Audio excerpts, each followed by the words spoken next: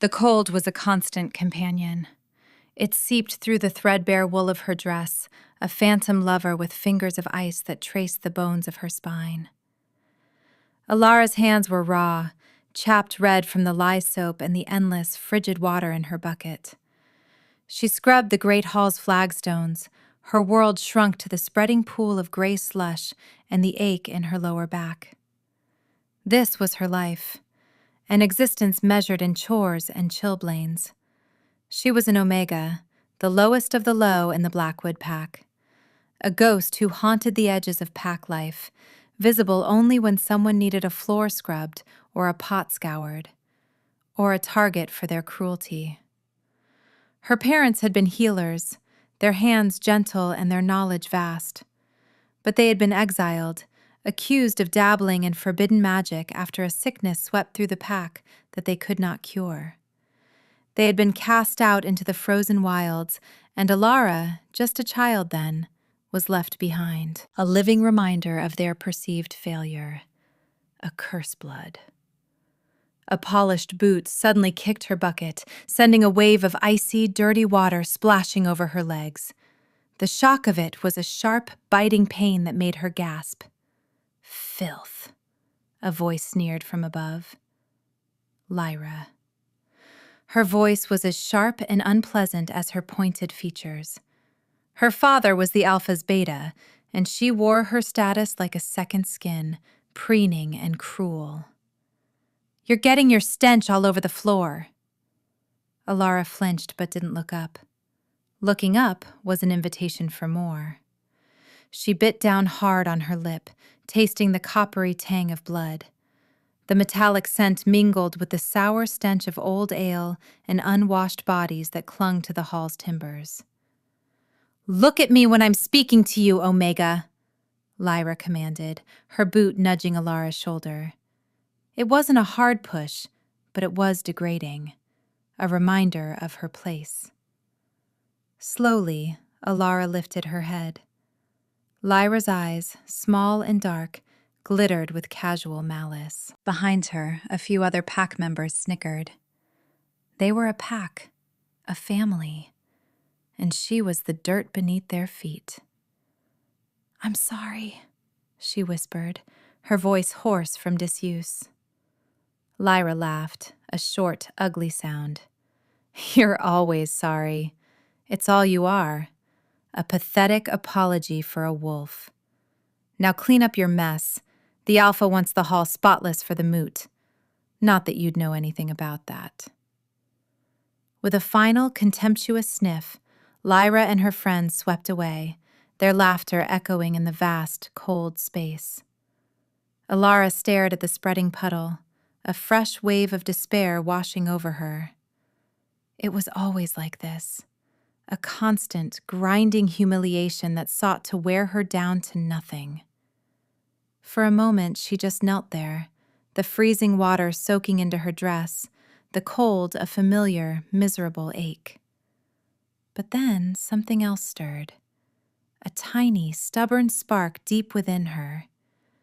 It was a feeling she could never name, a refusal to completely break. They could take her dignity, her warmth, her comfort.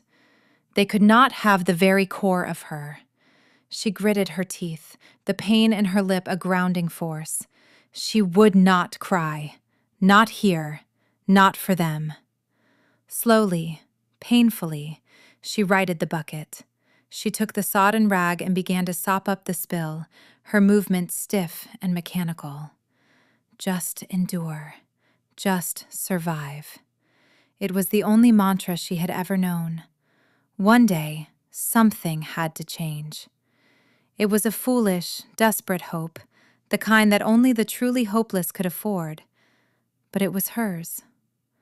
The moot was a tense affair, a gathering of the pack's strongest to discuss the encroaching winter and the lean months ahead. Alara was not permitted inside, of course.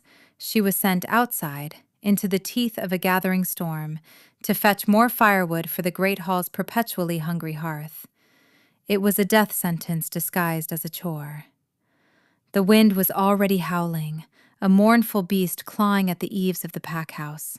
Snow, thick and wet, was beginning to fall, plastering itself to the world in a sheet of white. "And be quick about it," Alpha Fenris had growled, his eyes cold and dismissive. He hadn't even truly looked at her. Now the wind sliced like claws through her thin cloak. Each gust stole her breath and left a burning cold on her cheeks. The forest, usually a place of quiet solace, was a churning vortex of white and gray. The familiar path to the woodpile had vanished beneath a blanket of snow that grew deeper with every passing second. Panic, cold and sharp, began to prickle at the edges of her resolve. She was lost, utterly and completely lost. She pushed forward, leaning into the wind, her arms wrapped around a pathetic bundle of logs she had managed to gather. The snow was up to her knees now, each step a monumental effort. Her lungs burned. Her fingers and toes were numb, distant things that no longer felt like her own. Was this how it ended? Frozen to death, just a stone's throw from a home that had never been a home. A worthless Omega, erased by a storm, unmourned and forgotten. The thought brought a fresh wave of despair, so potent it almost brought her to her knees. She stumbled, her frozen feet catching on a hidden root, the firewood scattered. She fell face first into a deep drift, the snow a suffocating, icy shock. For a moment, she lay there, the will to get up draining out of her. It would be so easy to just close her eyes, to let the cold take her, to finally sleep. No. That stubborn spark flared again, a tiny ember refusing to be extinguished. She would not give them the satisfaction. She would not die like this. With a groan, she pushed herself up, spitting out snow. She was shaking uncontrollably, her teeth chattering so hard her jaw ached. She had to find shelter, now. Through the blinding curtain of the blizzard, she saw it, a dark shape against the white.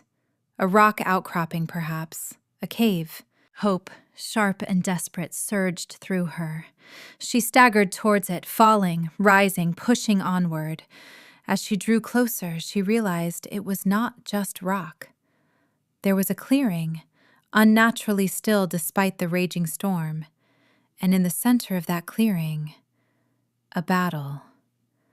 The bodies of strange, shadowy creatures lay scattered across the snow, their forms seeming to dissolve into black smoke. In the middle of the carnage stood a wolf. It was the largest wolf she had ever seen, a magnificent beast of silver and gray fur, its shoulders as broad as a man's. But it was wounded, its fur matted with black blood, and it was swaying on its feet. As she watched, frozen in place, 2 more of the shadow beasts coalesced from the swirling snow. They were all wrong. Things of nightmare with too many limbs and claws of solidified darkness. They lunged. The great wolf met them, a blur of speed and savagery, but it was clearly flagging. It took a deep gash along its flank, and a pained snarl ripped through the air. Then, the impossible happened. The wolf shimmered, its form twisting and reshaping. In its place stood a man. He was as massive as the wolf had been, broad-shouldered and powerful, clad in dark leathers that were torn and bloodied. His hair was a cascade of silver, plastered to his harsh, beautiful face by the snow. Even injured and exhausted, he radiated an aura of absolute power that rooted her to the spot. He dispatched one of the remaining creatures with a brutal swing of his arm, his hand tipped with claws that were not quite human. But the other one circled behind him, preparing to strike at his exposed back. He was weakening. He was going to fall. Her mind screamed at her to run, to hide. This was a battle of monsters and gods, no place for a worthless Omega. But her feet wouldn't move. Her parents had been healers. They ran toward the wounded, not away. It was the only legacy they had left her. With a choked cry, Alara grabbed a heavy, fallen branch. It was a pathetic weapon, a twig against the coming night. But it was something. She scrambled forward, her heart hammering against her ribs, and swung the branch with all her might at the shadow creature's side. The impact was jarring, and the creature shrieked, a sound like tearing metal, as it turned its attention to her.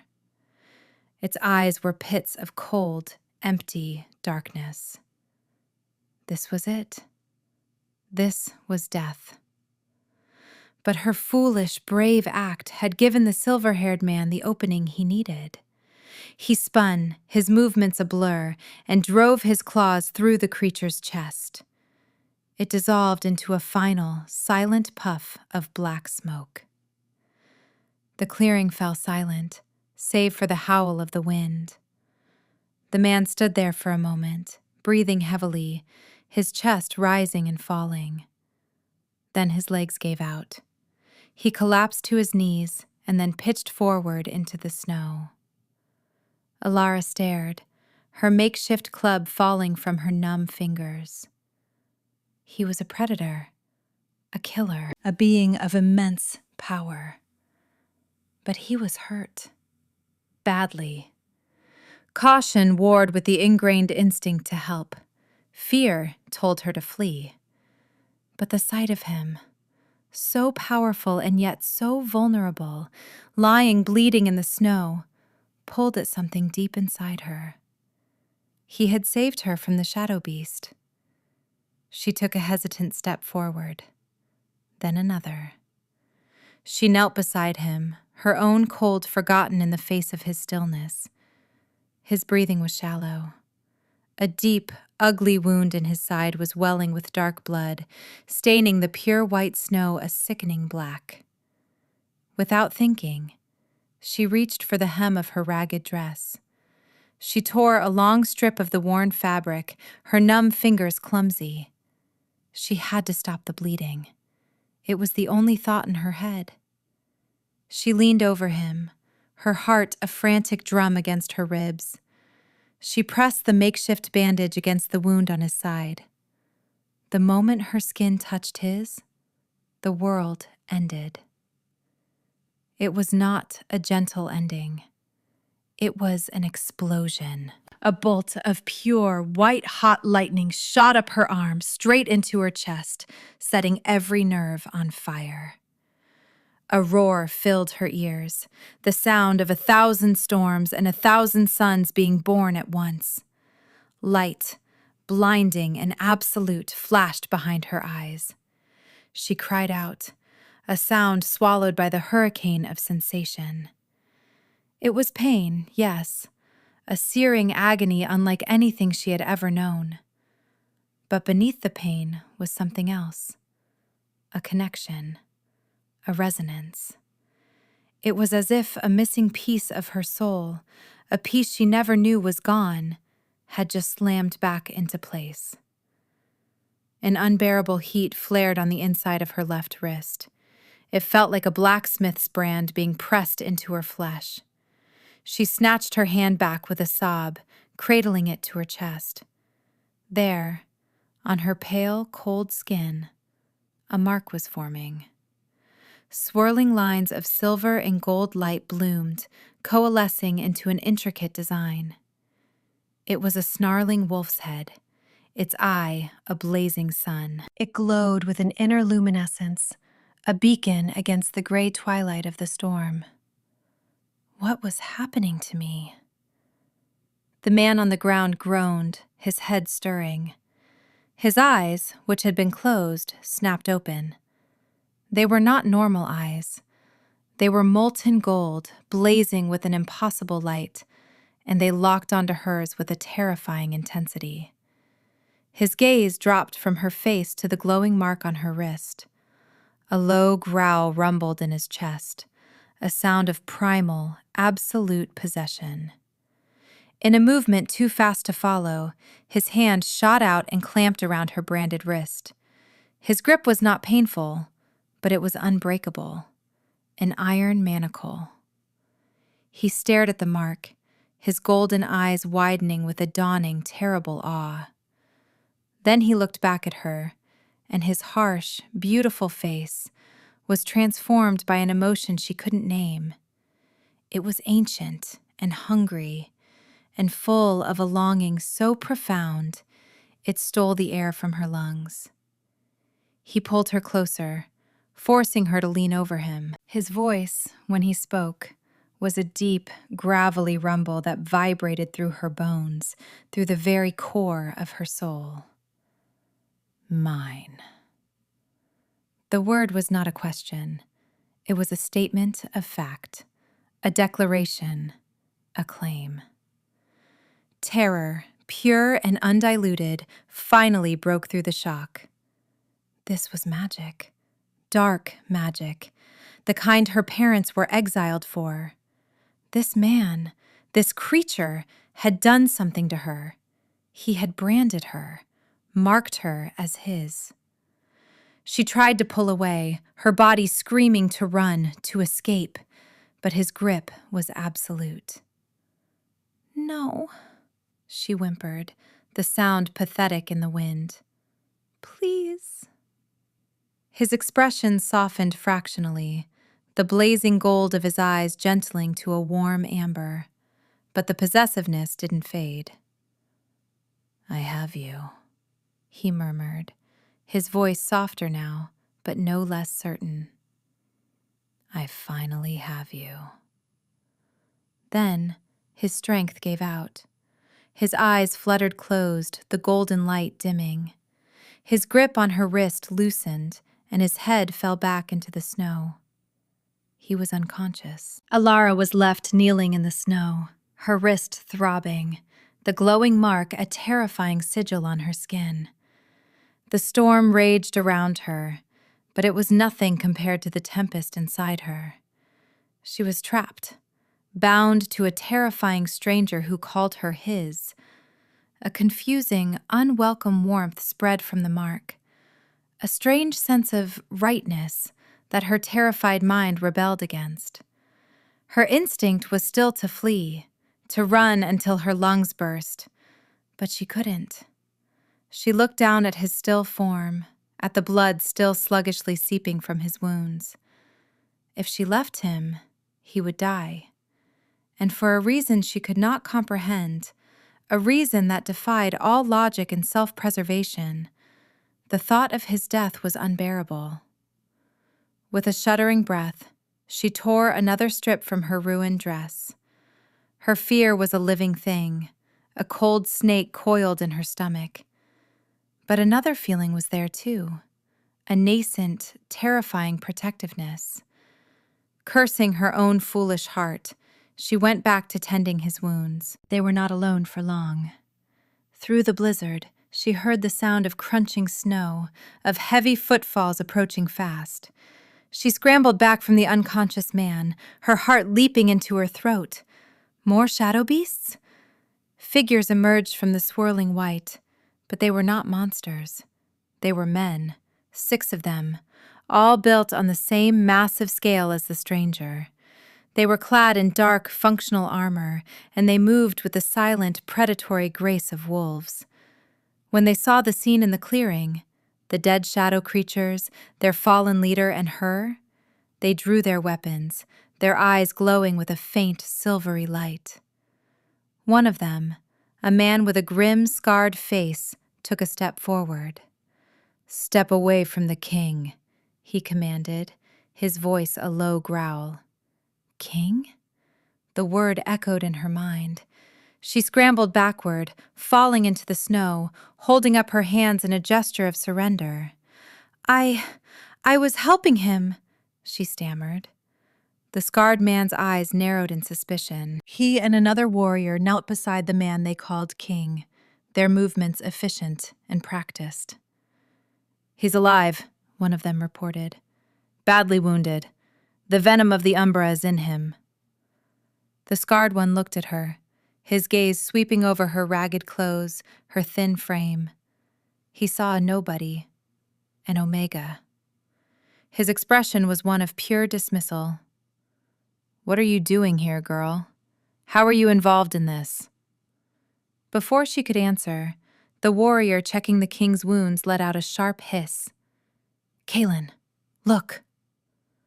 The scarred man, Kaelin, leaned closer. His gaze fell upon Alara's left wrist, which she was still clutching to her chest. The mark was still glowing, a soft, pulsating light of silver and gold. Every warrior in the clearing froze. The suspicion in their eyes was replaced by something else entirely, a stunned, disbelieving awe. Kaelin's jaw went slack. He looked from the glowing brand on her skin to the king's unconscious face and back again. "By the goddess," he breathed, the words a prayer. He slowly rose to his feet and looked at her, truly looked at her, for the first time. The dismissal was gone, replaced by a reverence that terrified her more than his anger had. He took a half-step toward her and dropped to one knee in the snow. The other 5 warriors immediately followed suit. Alara stared at the 6 massive, deadly men kneeling to her in the middle of a blizzard. Her mind refused to process it. What was happening? What had that man done to her? They were taken from the storm not to a crude camp, but to a hidden sanctuary, a place of impossible warmth and comfort, carved into the heart of a mountain. Torches burned with a clean, smokeless light, illuminating walls hung with rich tapestries. The air smelled of pine and roasting meat, not stale beer and misery. She was stripped of her wet, ragged dress and guided into a pool of steaming water that smelled of herbs. Her old life was washed away, the grime and the cold and the constant nagging hunger. She was given a new dress of soft, warm wool, the color of a forest floor. It felt alien against her skin. The king, whose name she learned was Kael, was laid upon a great bed of furs in a central chamber. Healers, their hands glowing with a soft green light, worked over him, drawing the black venom from his wounds. Alara was given a seat by the fire, a bowl of hot, savory stew placed in her hands. She ate, her body's desperate need overriding the confusion in her mind. But she could not relax. The warriors, Kael's elite guard, watched her. Not with suspicion anymore, but with a guarded, watchful reverence. They called her Luna, a title that meant nothing to her but seemed to mean the world to them. 2 days passed. Kael slept, his breathing growing stronger, the color returning to his face. Alara stayed near the fire, speaking to no one, her hand constantly straying to the mark on her wrist. It no longer burned, but a constant, gentle warmth emanated from it, a warmth that seemed to reach deep into her, soothing the old, cold places in her soul. On the 3rd morning, she woke from a light doze to find him watching her. His golden eyes were clear and alert, the terrifying intensity banked to a soft, warm glow. He was sitting up, propped against a pile of furs. "You stayed," he said. His voice was still deep, but the rough edges were gone. It was like deep, resonant thunder. She swallowed, her throat dry. Your men wouldn't let me leave." It was only half a lie. A faint smile touched his lips. It transformed his harsh features, making him look younger, less like a predator and more like something else, something she was afraid to put a name to. "They were following my orders," he said softly. "Orders I gave them a century ago. To protect you at all costs, should they ever find you." Confusion warred with fear. "Find me? I don't understand. Who are you?" "My name is Kael," he said, his gaze unwavering. "I am the Alpha King of all the northern clans. And you? You are my mate." The words hung in the air between them. Mate. The word was sacred, a bond of soul and spirit. It was a fairy tale told to pack children. It wasn't something that happened to worthless Omegas. "No," she whispered, shaking her head. The denial was automatic, a shield she had carried for years. "That's not possible. I'm nobody. I'm a curse blood, an Omega." "I do not care what they called you," he said, his voice hardening with a sudden, fierce anger not directed at her. "I care what you are. You are the other half of my soul, the one I have waited for, the one I have searched for across 300 years of winters." He held out his hand. "The mark, the bond. It is a gift from the goddess. It does not lie." Her world tilted on its axis. Everything she had ever believed about herself, every cruel word, every sneer, every ounce of self-loathing, was being challenged by this impossible man and the undeniable proof branded on her skin. "But why me?" she asked, the question a fragile whisper. "There is nothing special about me." Kale's golden eyes were full of a tenderness that made her ache. "You stood against a creature of shadow with nothing but a broken branch to save a stranger. You showed mercy when you had only ever been shown cruelty. You are stronger than anyone who has ever borne the title of Alpha. To me, Alara, you are everything." A tear, hot and traitorous, escaped and tracked a path down her cheek. It was the first tear she had shed in years. Meanwhile, back in the Blackwood Pack, Alara's survival had not gone unnoticed. Alpha Fenris was enraged that the storm hadn't claimed her. It was an untidy loose end. Lyra, however, was consumed by a venomous curiosity. How had the weakling survived a blizzard that had felled ancient oaks? She followed the path Alara must have taken, her senses sharp. She found the clearing. The signs of a battle were unmistakable. But it was the lingering scent in the air that made her pause. The familiar musk of wolf, yes, but underneath it, something else. Something ancient and powerful and utterly terrifying. And the faint, acrid stench of shadow magic. She found the dissipating remains of one of the creatures, a smear of black ichor on the snow. Her blood ran cold. These were the marks of the Ember Covenant, a dark cult that worshipped shadow and sought to overthrow the Alpha King. What was Alara involved in? Driven by a mix of fear and a nasty, obsessive jealousy, she reported her findings to Fenris, who dismissed them. But Lyra couldn't let it go. She pushed further into the woods, following the tracks of the large party that had carried the king away. She was clever and stealthy. She found the hidden entrance to Kale's mountain sanctuary. From a high, snowy ledge, she watched. And she saw. She saw Alara, dressed in fine wool, sitting by the fire. She saw the reverence in the eyes of the king's guard, and then she saw Kale himself emerge, his arm going around Alara's waist, pulling her close. As he did, he took her hand, and Lyra saw it clearly in the torchlight, a glowing, intricate mark on the Omega's wrist. A claiming mark. The truth slammed into her with the force of a physical blow.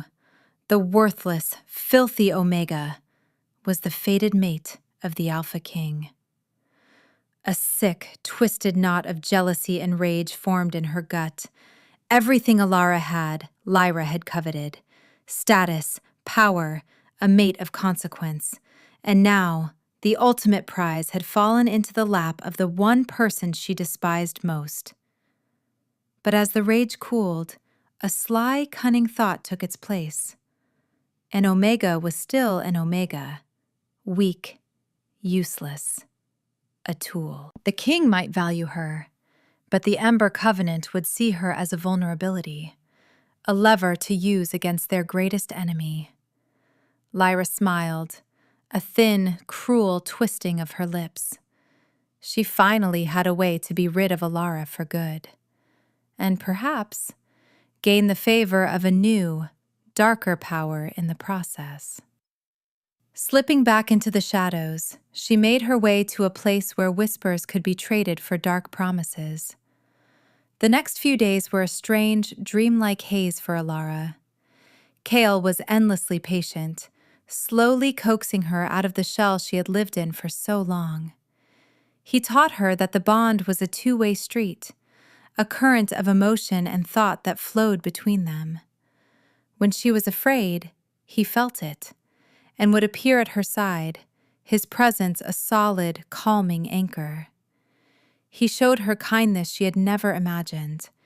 He would bring her a rare winter flower he'd found growing near a thermal vent, or simply sit with her in silence by the fire, his shoulder a warm, constant pressure against hers. For the first time in her life, she wasn't invisible.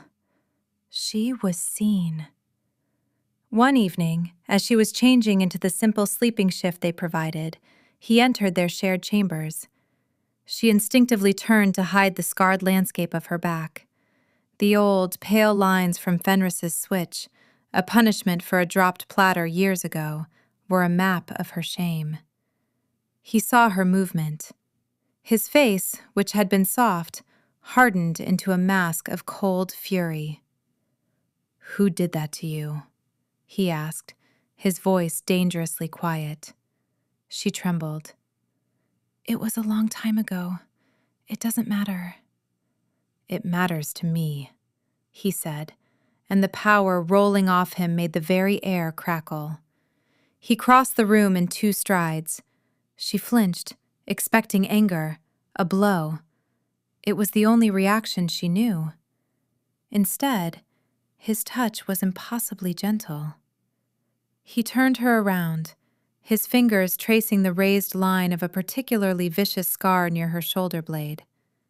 She shuddered, a full-body tremor of remembered pain and fresh fear. But he didn't recoil. He didn't sneer.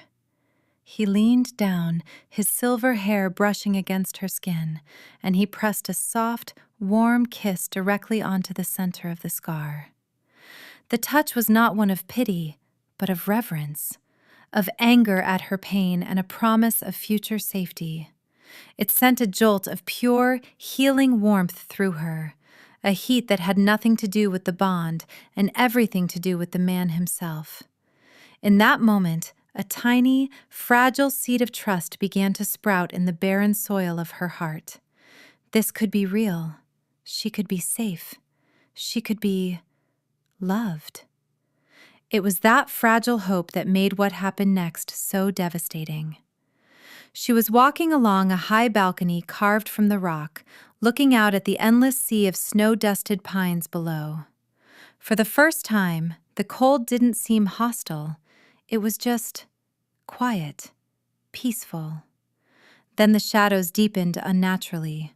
The torchlight seemed to bend and warp. Before she could scream, a hand clamped over her mouth, reeking of ozone and decay. Figures made of solidified darkness rose from the stone floor around her. Shadow weavers. She felt a distant, frantic roar of fury through the bond. Kale. He knew. He was coming. But the shadow weavers were fast. They wrapped her in tendrils of cold, silent darkness, muffling her senses, dragging her down into a suffocating void.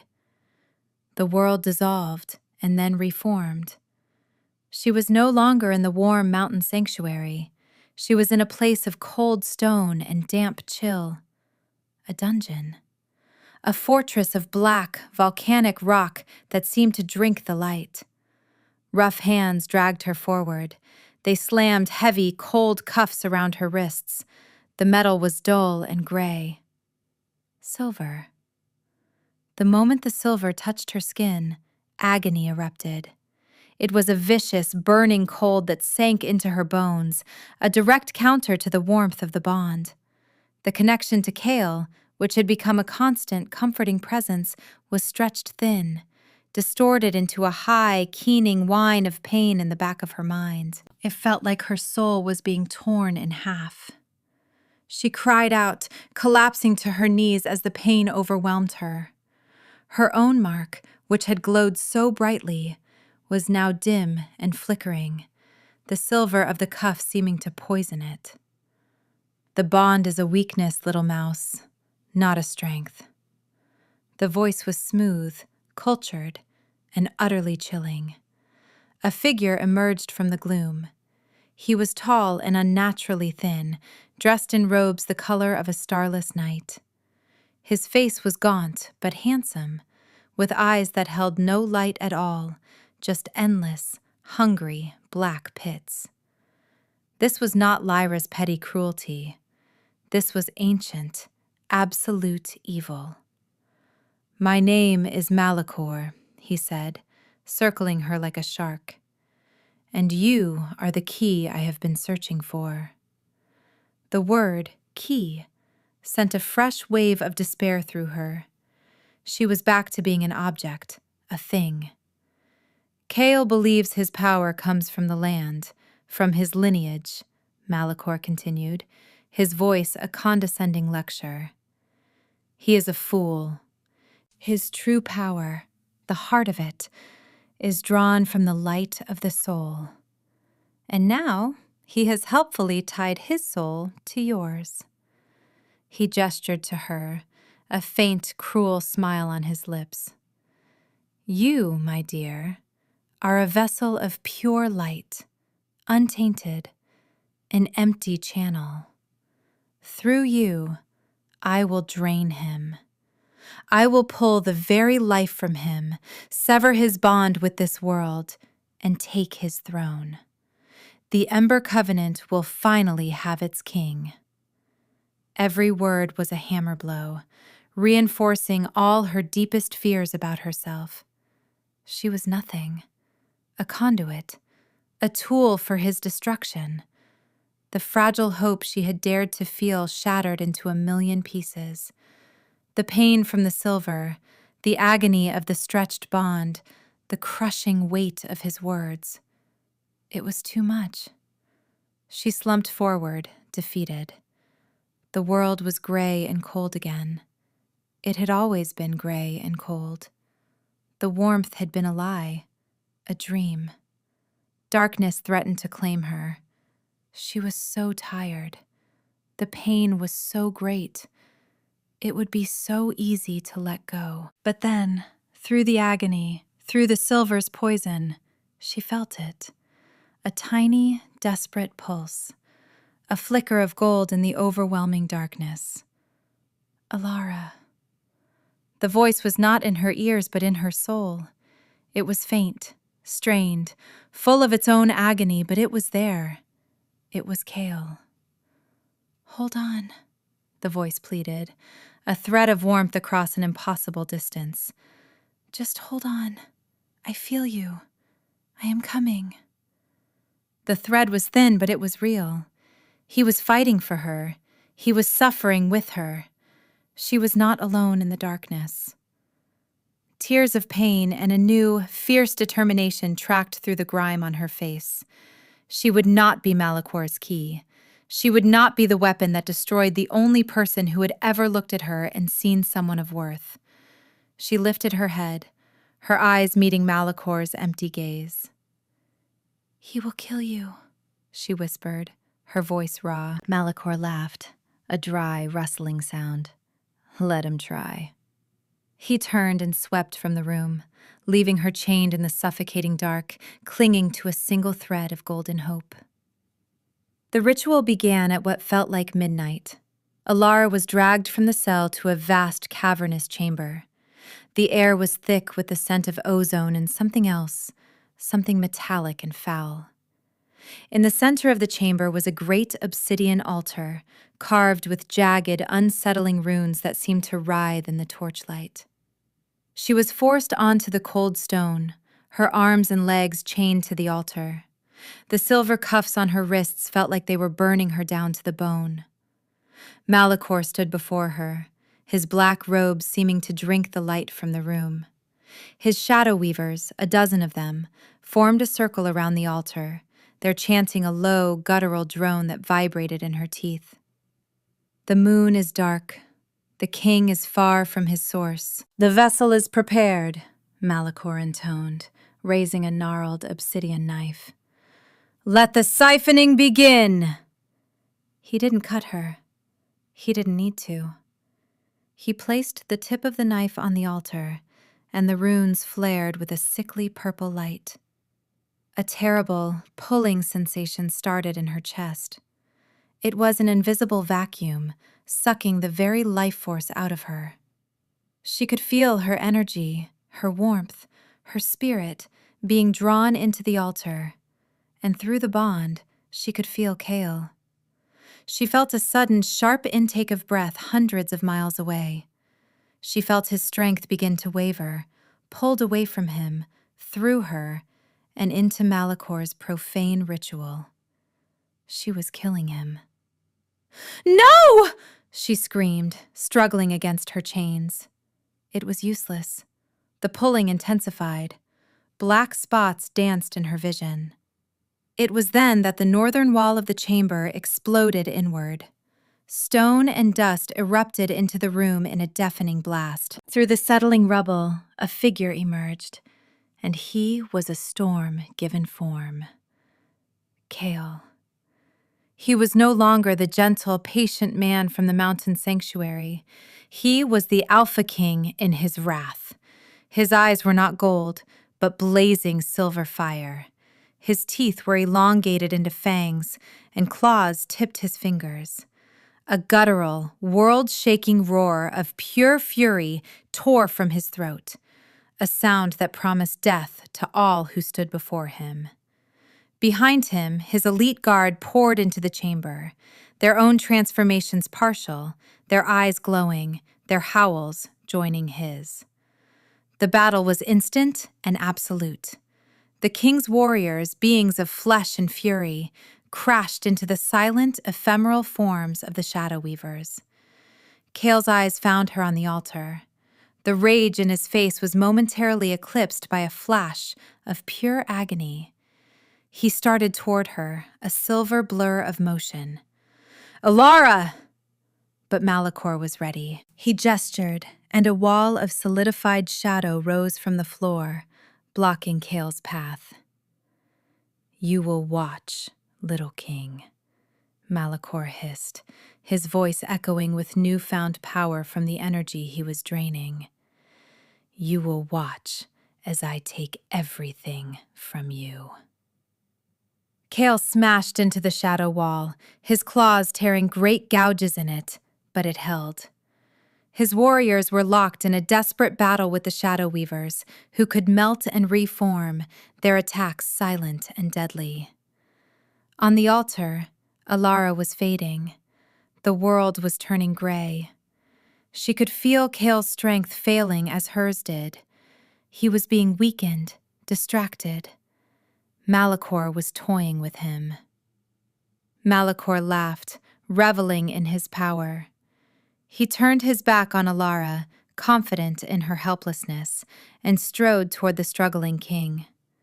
From his hand, he conjured a blade of pure, solidified darkness, a weapon that seemed to radiate cold. Your reign is over, Malachor snarled, and he lunged, plunging the shadow blade through a gap in Cale's guard, deep into his shoulder. Cale roared, a sound of shock and pain that cut through the din of battle. He staggered back, his hand going to the black wound, from which no blood flowed, only light.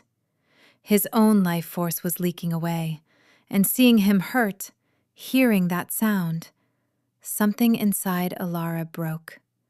It was not a gentle breaking, it was a shattering. All the years of abuse, the humiliation, the fear, the self-loathing, and all the new, fragile hope, the terrifying, fierce love she felt for the man who was dying for her. It all coalesced into a single, blinding point of pressure in her chest. The tiny, stubborn spark she had nurtured for so long did not just flare, It detonated. A wave of power, of pure, incandescent light erupted from her. It was the color of the heart of a star, a white gold radiance that was not hot, but was absolute. It vaporized the silver cuffs on her wrists.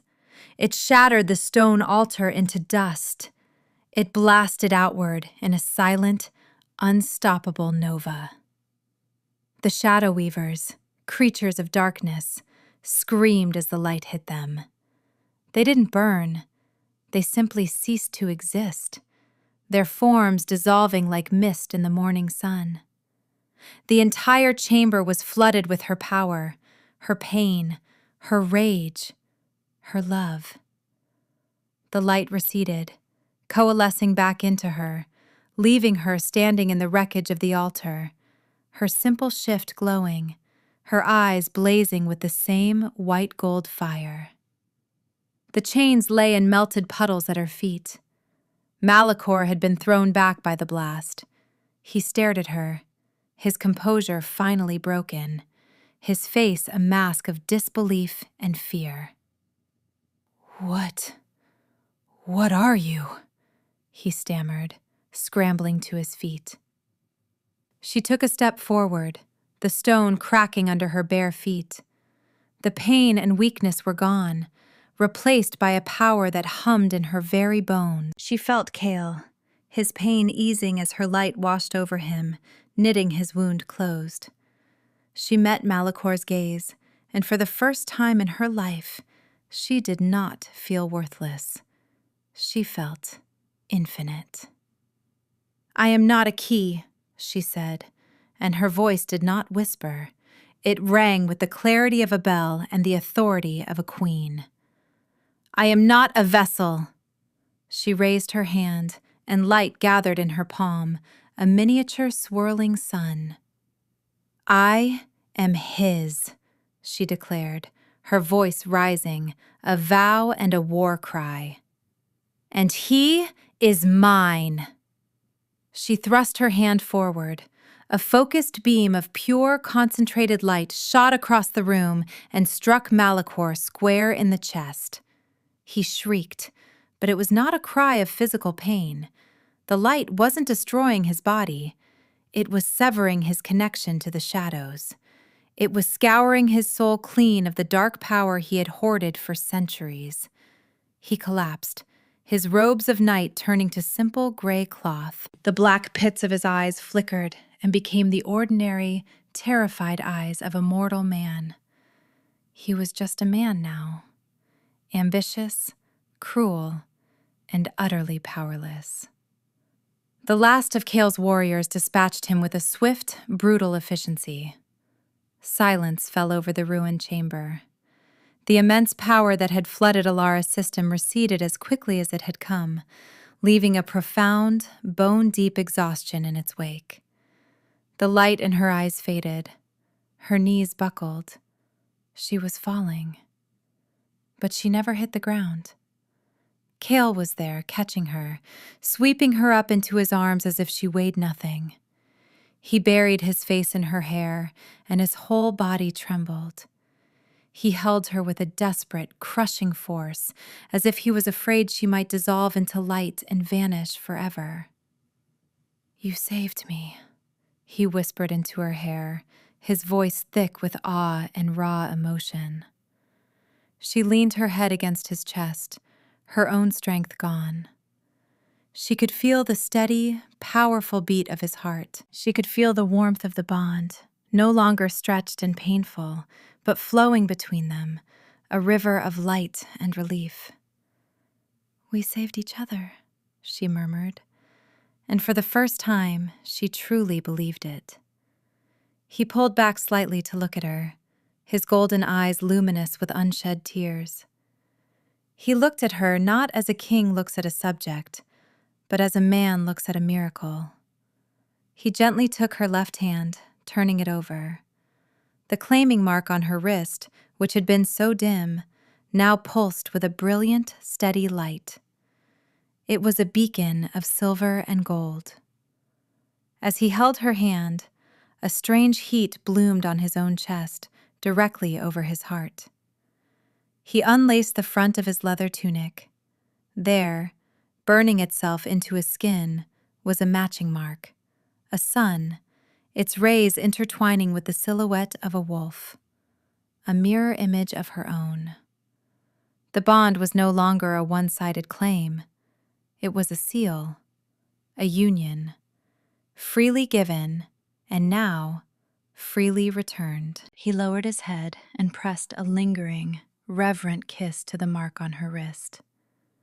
Then, with an infinite tenderness that made her heart ache, he turned her slightly in his arms, his lips tracing the faint, pale line of the oldest scar on her back. He kissed it, a silent promise that no one would ever harm her again. Finally, he looked into her eyes and he kissed her. It was not a kiss of frantic relief or desperate possession. It was a kiss of profound, healing love. It was sunrise after a long night, the first breath of spring after an endless winter. It was a promise of home. They returned not to the hidden sanctuary, but to the capital city of the northern clans, a breathtaking city of silver-veined white stone nestled in a valley blessed with eternal spring. It was a place of light and life and warmth. As they arrived, the entire city seemed to pour into the streets. The news of their king's return and the defeat of the Shadow King Malachor had spread like wildfire. But the cheers and shouts died down to a hushed, curious silence as Kael walked into the great central plaza, Alara held securely in his arms. He did not put her down. He strode to the steps of the citadel and turned to face the thousands of wolves who had gathered. His guard formed a respectful perimeter. He looked down at Alara, a soft, private smile on his face, before looking out at his people.